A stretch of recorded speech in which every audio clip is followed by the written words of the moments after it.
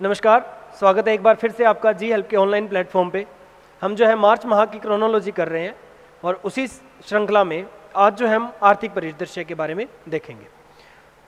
देखिए, पहली न्यूज़ है, हमारे मंत्री हैं, नाम है धर्मेंद्र प्रधान। कौन से?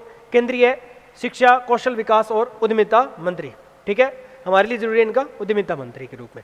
इन्होंने उड़ीसा के संबलपुर के अंदर एक योजना का उद्घाटन किया है। उस योजना का नाम क्या है? राष्ट्रीय उद्यमिता विकास परियोजना। राष्ट्रीय उद्यमिता विकास परियोजना। कब किया गया उद्घाटन? तो 20 फरवरी 2024 को। क्या है ये? देखिए, ये जो है, ये कहते हैं कि नौकरी जो है वो पाने की चाह न रख के हम लोगों को इस प्रकार बनाते हैं कि नौकरी प्रदाता के रूप में काम करे, नौकरी देने वाले बने। इस सोच के आधार पे इस परियोजना को क्या किया गया? शुरू किया गया। देखिए, माना जा रहा है कि ये पहल जो है वो धीरे धीरे आगे बढ़ेगी। इसकी राष्ट्रव्यापी संभावना को देखते हुए इसे क्या है, भोपाल मध्य प्रदेश, कानपुर यूपी, इंदौर, वाराणसी, भरतपुर, शिलोंग मेघालय के अंदर है, असम के अंदर सिलचर, असम के अंदर ही है डिब्रूगढ़, और असम की जो कैपिटल है गुवाहाटी। यहाँ जो है इन 9 शहरों के अंदर भी इसको क्या किया गया है? आभासी रूप से अभी लॉन्च किया गया है। देखिए, शुरुआत कहाँ से हुई है? शुरुआत हुई है संबलपुर ओडिशा से। योजना का नाम क्या है? राष्ट्रीय उद्यमिता विकास परियोजना। किसने किया है? तो धर्मेंद्र प्रधान ने किया है 20 फरवरी 2024 को। उद्देश्य क्या है? उद्देश्य है कि लोगों को नौकरी प्रदाता बनाया जाए, यानी कि लोग जो है वो नौकरी की चाह रखते हैं। ऐसा ना करके वो उनको इस प्रकार से, मतलब उनके स्टार्टअप है या एंटरप्रेन्योरशिप है, उसको बढ़ावा दिया जाए ताकि वो क्या करें? नौकरी प्रदाता के रूप में काम करें। देखिए, इसके लिए क्या है, एक योजना चल रही है भारत के अंदर, पीएम स्वनिधि योजना। पीएम स्वनिधि योजना क्या थी? प्रधानमंत्री नरेंद्र मोदी के द्वारा एक योजना चलाई गई कि जो फुटकर व्यापारी है, जो छोटे मोटे व्यापारी होते हैं, जो रेहड़ियां लगा के या ऐसा कोई सामान बेचते हैं, उनके लिए ऋण उपलब्ध करवाने के लिए एक योजना चलाई गई थी जिसका नाम था पीएम स्वनिधि योजना। अब उस पीएम स्वनिधि योजना के अंतर्गत जो भी लाभार्थी आते हैं उनको सबसे पहले क्या है? बढ़ावा दिया जाएगा इस योजना के तहत। ठीक है, उसके बाद इस परियोजना को क्या कहा गया है कि शुरू के अंदर महिलाओं की कम से कम 40% भागीदारी जो है इसके अंदर होनी चाहिए, और कुछ चयनित जिलों में ही इसको शुरू किया गया है। मतलब कि एक पायलट प्रोजेक्ट के रूप में। पायलट प्रोजेक्ट क्या होता है? पायलट प्रोजेक्ट का मतलब होता है कि कोई एक योजना बहुत बड़े इलाके में ना चला के, जैसे पूरे देश में या ऐसा ना चला के, किन्हीं खास जगहों पे, किन्हीं खास शहरों के अंदर चलाई जाए, वो पायलट प्रोजेक्ट होता है। तो इसको क्या है? पायलट प्रोजेक्ट के रूप में चलाया गया है। ठीक है, इससे क्या है, जो रेहड़ी पटरी वाले या जो छोटे दुकानदार हैं उनको क्या है? कुशल बनाने में मदद मिलेगी, वो स्किल्ड बनेंगे। ठीक है, उनको जो है खुद की जो स्किल्स हैं उनको निखारने का, आगे बढ़ने का उनको क्या दिया जाएगा? अवसर दिया जाएगा। आगे बात करते हैं। परियोजना को प्रभावी बनाने के क्रम में क्या है, भारत सरकार ने जो स्ट्रीट वेंडर होते हैं, जो छोटे दुकानदार होते हैं, उनके लिए किसके साथ? देखो, फ्लिपकार्ट कंपनी है। ठीक है, उस फ्लिपकार्ट के साथ इन्होंने क्या किया है? साझेदारी की है, यानी इनके प्रोडक्ट जो है वो ऑनलाइन भी बेचे जा सके, इसके लिए फ्लिपकार्ट के साथ साझेदारी की गई है। देखिए, प्रायोगिक चरण के अंदर इसको क्या है? राष्ट्रीय उद्यमिता और लघु व्यवसाय विकास संस्थान, नाम है NIESBUD। कहाँ पे है ये? नोएडा के अंदर है। ठीक है, और इसके 20 केंद्रों पे, और जो भारतीय उद्यमिता संस्थान है IIE, ठीक है, गुवाहाटी, यहाँ के 10 केंद्रों के अंदर भी इसको क्या किया गया है? शुरू किया गया है। तो अभी फिलहाल जो है इसको एक पायलट प्रोजेक्ट के रूप में चलाया गया है कि जो स्ट्रीट वेंडर है उनमें उनको क्या है? स्किल्ड किया जा सके, उनको बढ़ावा दिया जा सके, इसके लिए इस योजना को क्या किया गया है? शुरू किया गया है। तो तारीख जरूरी है 20 फरवरी 2024। ठीक है, केंद्रीय मंत्री धर्मेंद्र प्रधान के द्वारा ओडिशा के संबलपुर जिले से शुरू किया गया। आगे देखिए, एक इंडेक्स आई है, ब्रांड गार्जियनशिप इंडेक्स। देखिए, गार्जियन किसको बोलते हैं? संरक्षक। किसको बोलते हैं? संरक्षक। ठीक है, किसी कंपनी के संरक्षक के रूप में वहां के सीईओ होते हैं, चीफ एग्जीक्यूटिव ऑफिसर्स होते हैं। ठीक है, वही उनको क्या है? संभालते हैं। तो ऐसे सीईओज जो अपने जो कर्मचारी है उनका ध्यान रखते हैं, उनके हितों को ध्यान में रखते हैं और फिर अपना बिजनेस करते हैं, ऐसे लोगों को इस सूचकांक के अंदर रखा जाता है। ठीक है, इसके अंदर भारत के मुकेश अंबानी, कौन है मुकेश अंबानी? तो जो रिलायंस इंडस्ट्रीज है, भारत में जो रिलायंस इंडस्ट्रीज है उसके मालिक है मुकेश अंबानी। उनको विश्व के अंदर इसमें दूसरा स्थान और भारत के अंदर इसको पहला स्थान जो है इनको मिला है। मुकेश अंबानी का जो BGI स्कोर है वो कितना था? 80.3। ठीक है, इसके अलावा कुछ और भारतीय भी इसमें शामिल हुए हैं। कौन कौन है देखिए, 5वें स्थान पे टाटा जो सन्स है, रतन टाटा की, उसके जो चेयरमैन है एन चंद्रशेखरन, उनका स्थान है 5वां।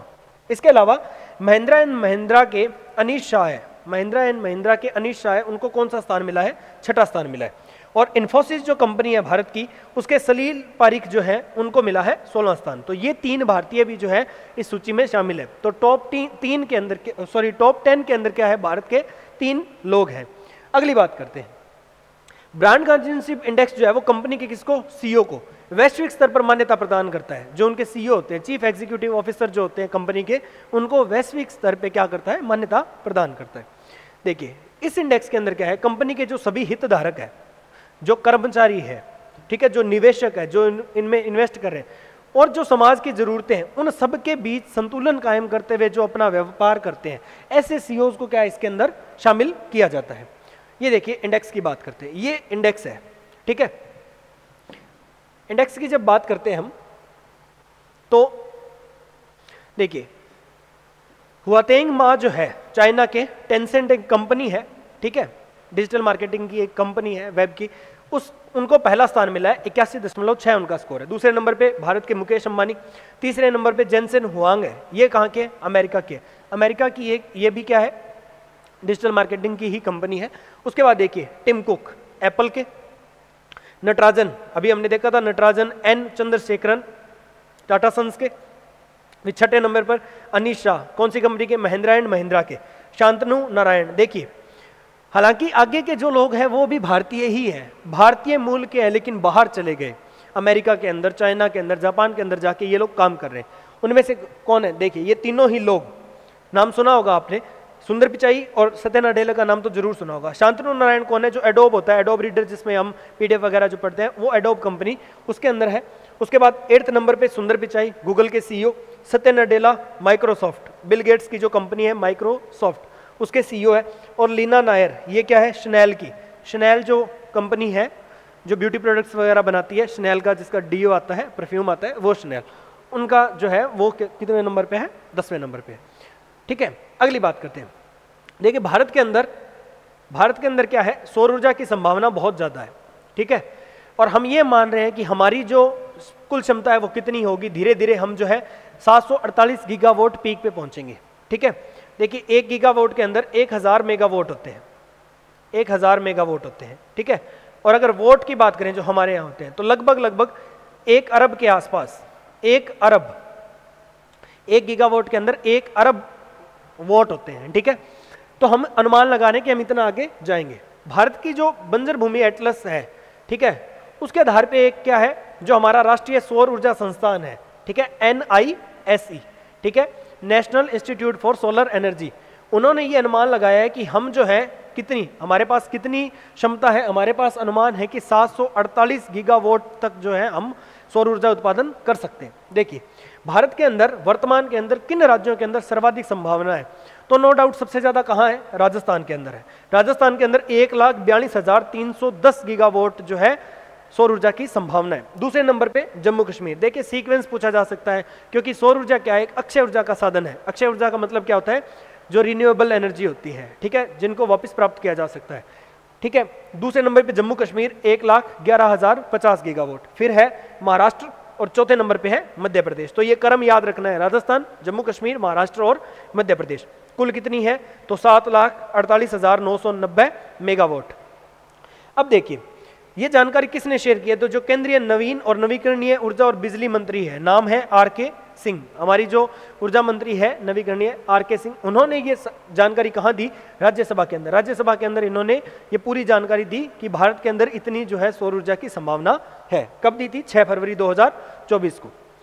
अगली बात देखिए, दिसंबर 2023 तक, 2014 से लगा के और 2023 तक भारत के अंदर क्या है? भारत के 12 राज्यों के अंदर, ठीक है, भारत के 12 राज्यों के अंदर लगभग 37,740 मेगावाट की कुल क्षमता वाले 51 सौर पार्क जो है वो स्वीकृत किए गए हैं। सौर पार्क है, जैसे भारत के राजस्थान के अंदर बात की जाए तो भडला सौर पार्क है, ठीक है, बहुत बड़ा, जोधपुर के अंदर, ठीक है।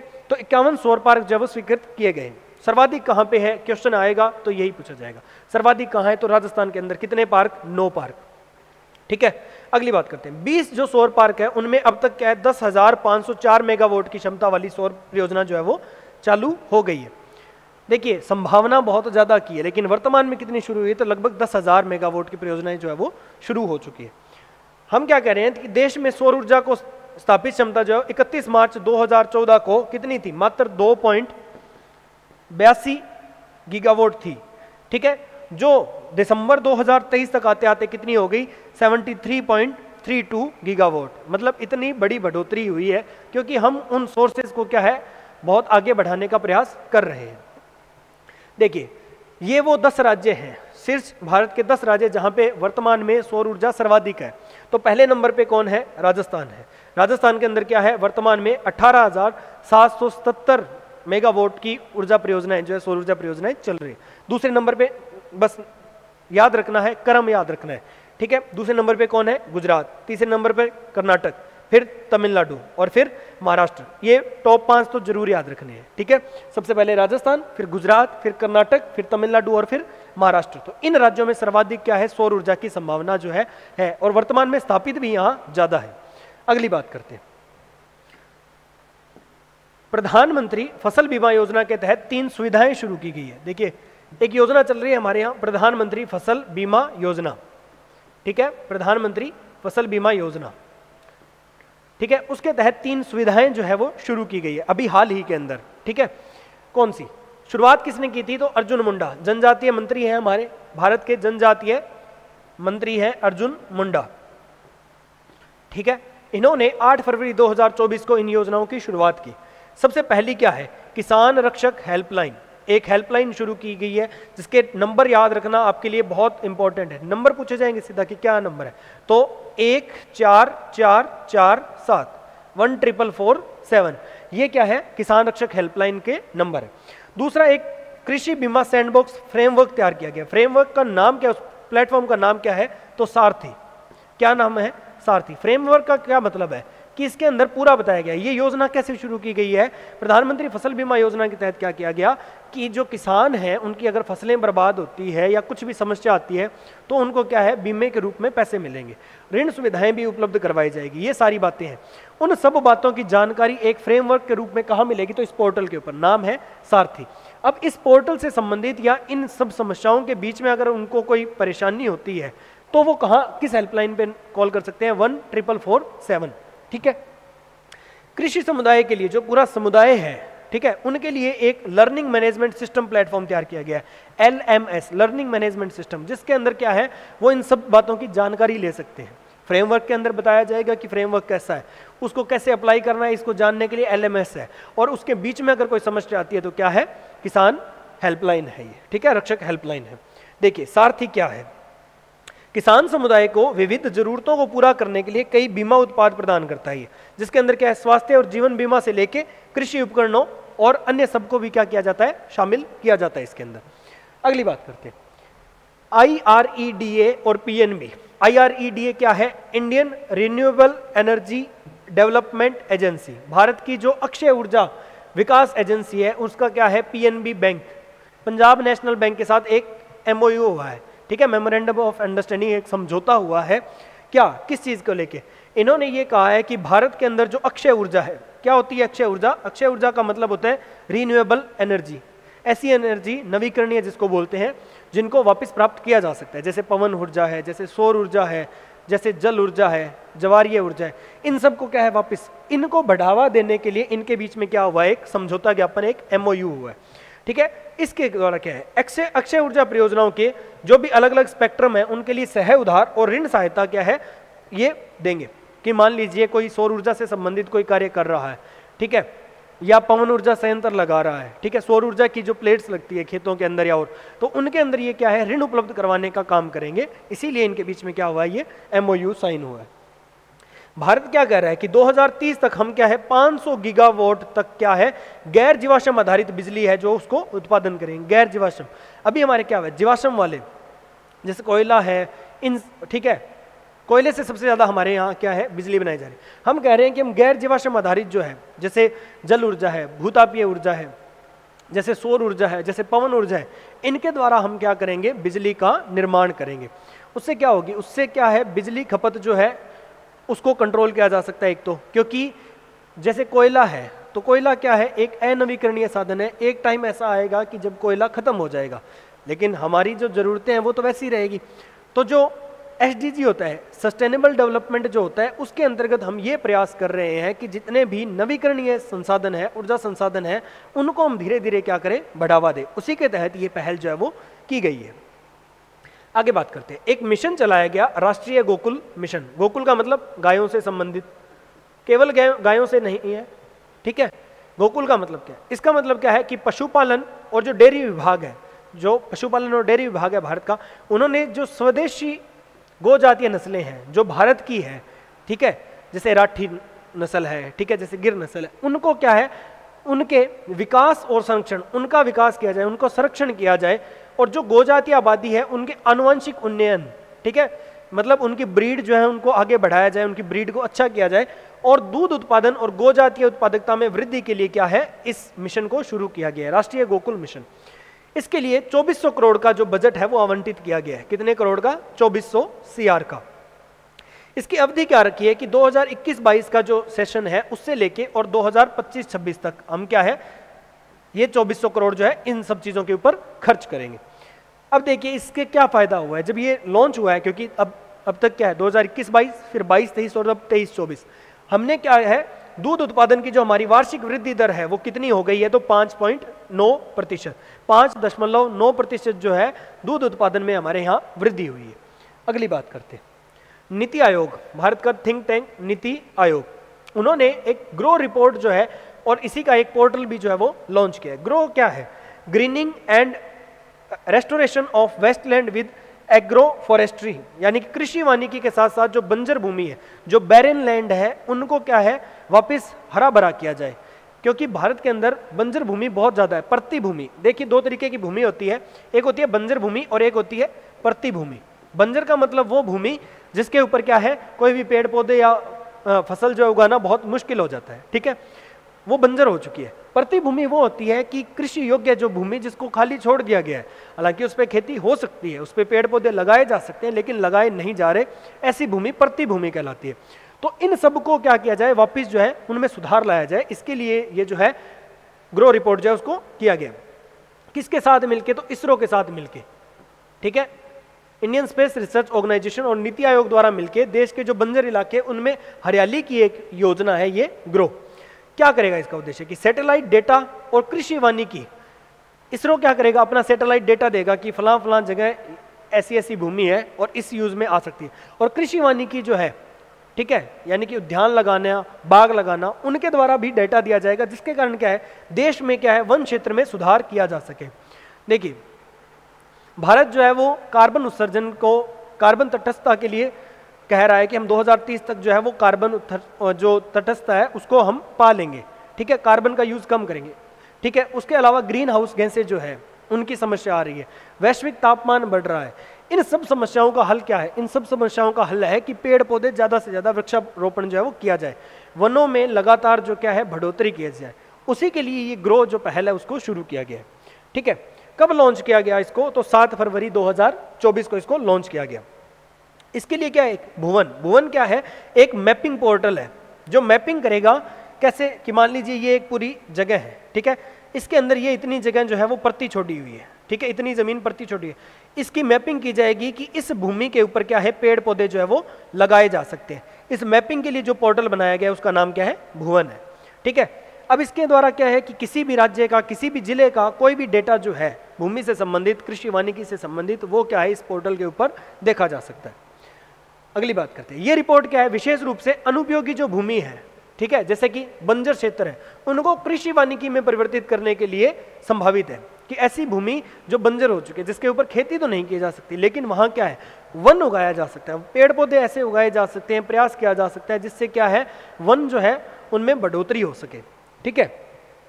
कृषि वानिकी जो है वो भारत के कुल भौगोलिक क्षेत्र का कितना है, 8.65% जो है वो कवर करती है, जो लगभग कितना है, लगभग 28.42 मिलियन हेक्टेयर है, ठीक है। अगली बात करते हैं, 2030 तक हमने लक्ष्य रखा है कि 26 मिलियन जो हेक्टेयर जो बंजर भूमि है या जो प्रति भूमि है उसको क्या दोबारा से विकसित किया जाए। बंजर भूमि और प्रति भूमि में मैंने आपको अभी डिफरेंस बताया कि बंजर भूमि वो भूमि है जो अभी कृषि योग्य नहीं है, प्रति भूमि वो होती है जो कृषि योग्य तो है लेकिन उसको उपयोग में नहीं लिया जा रहा, उसको पुनः विकसित किया जाए, ये जो है इसके द्वारा किया जाए। इसके अलावा क्या है, 2.5 से लेकर 3 बिलियन टन तक जो हमारा कार्बन डाइऑक्साइड है उसके बराबर अतिरिक्त कार्बन सिंक बनाया जाए, ठीक है, क्योंकि कार्बन डाइऑक्साइड जो है CFC जो क्लोरोफ्लोरोकार्बन जो है वो हमारे पर्यावरण को सर्वाधिक नुकसान पहुंचाता है। अच्छा, उसको रोकने का कार्य कौन करते हैं, उसको रोकने का कार्य जो है वो वन करते हैं। आपने सुना होगा ओजोन लेयर में छेद हो रहा है, तो ओजोन लेयर में छेद का मतलब क्या है कि धरती के बाहर जो ओजोन गैस की जो परत है वो धीरे धीरे कम होती जा रही है, ठीक है। उसका सबसे बड़ा कारण क्या है, उसका सबसे बड़ा कारण है CFC यानी कि क्लोरोफ्लोरोकार्बन, उसी को कम करने की बात इसमें की जा रही है। देखिए कृषि वानिकी के अंदर क्या है, भारत जो है वो 7वें स्थान पे है, ठीक है, 7वां सबसे बड़ा देश है कृषि वानिकी। इसके बाद भी देश को लगातार निर्माण क्षेत्र बढ़ते, निम्नीकृत भूमि और असंतुलित साधनों जैसे मुद्दों का सामना करना। देखिए क्या हो रहा है कि क्योंकि देश की जनसंख्या लगातार बढ़ रही है, ठीक है, अब जनसंख्या बढ़ रही है तो उसके रहने के लिए, उसके रोजगार के लिए, उस रोजगार सृजन के लिए कुछ ना कुछ करना पड़ेगा। तो रहने के लिए क्या है, बिल्डिंग्स बनाई जा रही है, शहर बसाए जा रहे हैं। वो किन जगहों पे बसाए जा रहे हैं, वो जहाँ जंगल है उन जंगलों को काटा जा रहा है। आपने अगर पीछे सुना हो तो बॉम्बे के पास एक जंगल था जिसको काटा जा रहा है, कारण क्या था कि वहाँ से मेट्रो लाइन गुजारनी है।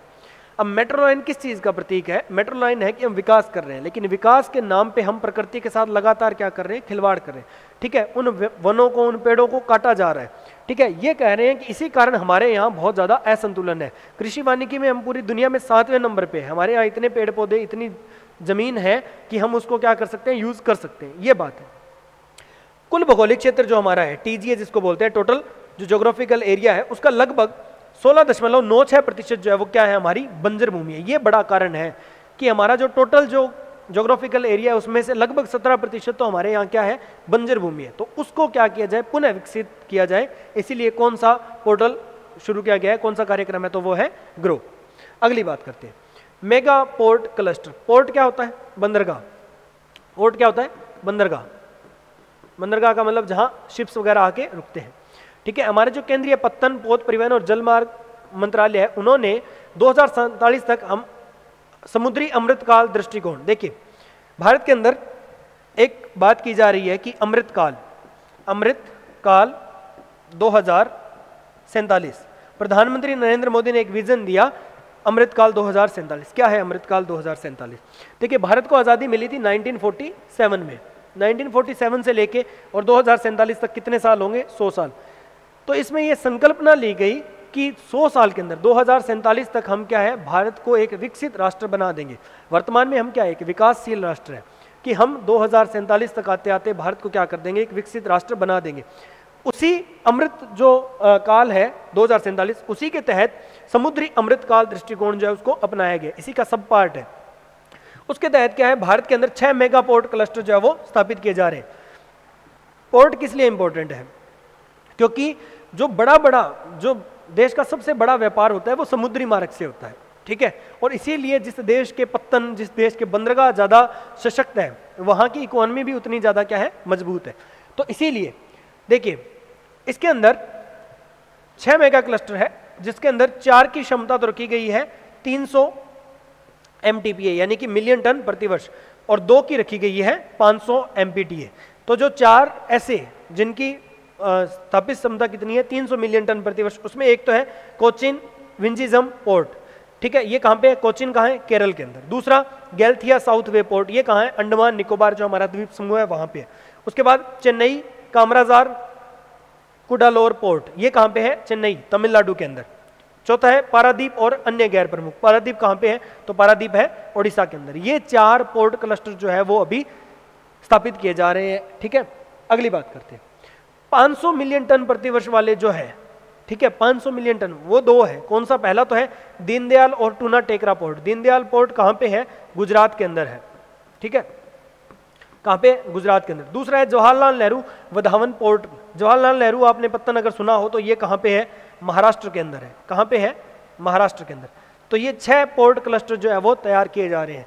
ठीक है, किसके लिए कि हम 2047 तक कैसा देश चाहते हैं, हम चाहते हैं विकसित राष्ट्र, उसी के तहत इनको तैयार किया जा रहा है। अगली बात करते हैं, केंद्र सरकार ने जो कृषि क्षेत्र है उसको बढ़ावा देने के लिए हमारा जो भारतीय खाद्य निगम है, क्या होता है भारतीय खाद्य निगम, FCI, food corporation of India, उसकी जो अधिकृत पूंजी है, यानी उनको पैसा मिलता है एक साल के लिए बजट के लिए कि इतना पैसा आपको, वो कितना मिलता था, पहले मिलता था 10,000 करोड़, उसको अब बढ़ा के कितना कर दिया गया है, 21,000 करोड़। कौन से डिपार्टमेंट का, FCI, food corporation of India जो है उसकी अधिकृत पूंजी को बढ़ा के कितना कर दिया गया है, 21,000 करोड़। अगली बात करते हैं, ONDC, क्या है ये ONDC, open network for digital commerce. देखिए जो हमारा मत्स्य पालन क्षेत्र है उसके अंदर क्या है, डिजिटल वाणिज्यिक क्षमता जो है उसके नए अवसर जो है प्रदान किए जा सके, इसीलिए जो हमारा मत्स्य पालन विभाग है उसने क्या है, एक ONDC ई-कॉमर्स कंपनी जो है ना उसके साथ क्या किया है, एक MOU साइन किया है, ठीक है, एक मेमोरेंडम ऑफ अंडरस्टैंडिंग यानी कि समझौता साइन किया है, कब, 19 फरवरी 2024। तो ONDC क्या है, मत्स्य पालन विभाग जो है वो इनको डिजिटल बनाने के लिए एक कंपनी के साथ जो है वो साइन किया गया है, MOU साइन किया गया है। वो कंपनी कौन सी है, open network for digital commerce, ठीक है। अगली बात करते हैं, हमारे केंद्रीय राज्य मंत्री नाम है डॉक्टर जितेंद्र सिंह, इन्होंने अभी फरवरी 2024 के अंदर लोकसभा के अंदर एक जानकारी दी है। पहले हमने बात की थी राज्यसभा के अंदर जानकारी दी गई, देखिए राज्यसभा और लोकसभा दोनों के अंदर बताया जाता है कि देश में ऊर्जा संसाधन कितने हैं, पिछले साल में हमने इन चीज़ों के लिए क्या क्या किया, हमारी क्या योजनाएं थी और आगे के हमारे फ्यूचर प्लान्स जो है वो इसको लेके क्या रहेंगे। तो इन्होंने क्या है जानकारी दी, इन्होंने क्या कहा कि हमारी जो स्थापित परमाणु ऊर्जा क्षमता है, पहले हमने सौर ऊर्जा की बात की थी, ये बता रहे हैं परमाणु ऊर्जा की क्षमता कितनी है, तो 7,480 मेगावाट से बढ़ के जो है वो कितनी हो गई है, 2000 कह रहे हैं कि 2031-32 तक हम इसको क्या है 22,800 मेगावाट तक पहुंचा देंगे। 7,480 वर्तमान में है, जिसको हम क्या है 2031-32 तक 22,800 मेगावाट तक पहुंचा देंगे। अगली बात करते हैं, तमिलनाडु बहुत इंपॉर्टेंट है। क्यों इंपॉर्टेंट है कि इन्होंने अभी अपना जो राज्य बजट आया 2024-25 का, उसके अंदर जो ट्रांसजेंडर्स जो होते हैं उनके लिए, उनकी हायर एजुकेशन के लिए, ठीक है, उनका पूरा खर्च उठाने का जो है घोषणा की है। कौन सा राज्य है जिसने अपने बजट के अंदर ट्रांसजेंडर्स की हायर एजुकेशन के लिए पैसे देने की, उनका खर्चा उठाने की घोषणा की है, तो वो कौन सा राज्य है, तमिलनाडु है, ठीक है। तो ये था पूरा का पूरा आर्थिक परिदृश्य। आप जो है इनको कंटिन्यू रिवाइज करते रहिए, आप प्रयास कीजिए कि आप क्रोनोलॉजी जो है उसको साथ लेके बैठे, उसके साथ साथ पढ़ें। अदरवाइज आप क्या कीजिए, आप PDF निकालिए, उस PDF को गो थ्रू कीजिए, जो भी नई बातें हैं उनको ऐड कीजिए, क्योंकि ये धीरे धीरे जब आपके एग्जाम पास आते हैं तब आपके लिए एक साथ उस पूरे मैटर को कवर कर पाना बहुत मुश्किल हो जाता है। लेकिन आप साथ के साथ पर मंथ अगर इसको कर रहे हैं तो न केवल आपकी क्रोनोलॉजी करंट, अपितु जैसे ज्योग्राफी आपके है, आप चाहे राजस्थान का एग्जाम दे रहे हैं और राजस्थान के अंदर पूछ लिया गया कि सौर ऊर्जा उत्पादन में राजस्थान का कौन सा स्थान है, या राजस्थान में कितने सौर पार्क जो है वो स्थापित किए गए, तो इस तरीके के क्वेश्चन जो है वो आपको अलग से डील करने की आवश्यकता नहीं होती है। तो आज के लिए इतना ही, मिलते हैं अगली क्लास में, तब तक के लिए धन्यवाद।